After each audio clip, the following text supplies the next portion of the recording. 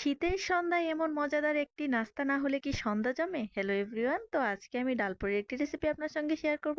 ডালপুরি বানানোর জন্য প্রথমেই কিন্তু আপনাকে ডালটা সিদ্ধ করতে হবে। আমি ডালটা সিদ্ধ করে নিয়েছি। এখানে অল্প একটু লবণ দিয়ে ডালটা সিদ্ধ বসিয়ে দিয়েছিলাম। এক পাশে আমার ডালটা সিদ্ধ হতে থাকুক, অপর পাশে আমি আটার ডোটা রেডি করে নেব। এখানে আমি আটা দিয়ে ডোটা বানিয়েছিলাম, আপনারা চাইলে ময়দা দিয়েও বানাতে পারেন।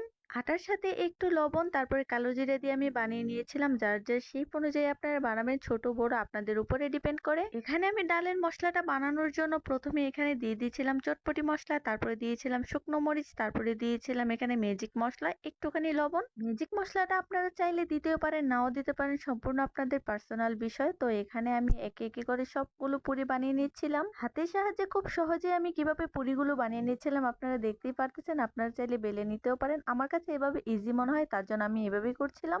আমার মনে হয় হাতের সাহায্যে বানালে ভিতরের পুরটা খুব ভালোভাবে ভিতরে থেকে যায়, বেলতে গেলে অনেক সময় দেখা যায় চাপে বের হয়ে আসে।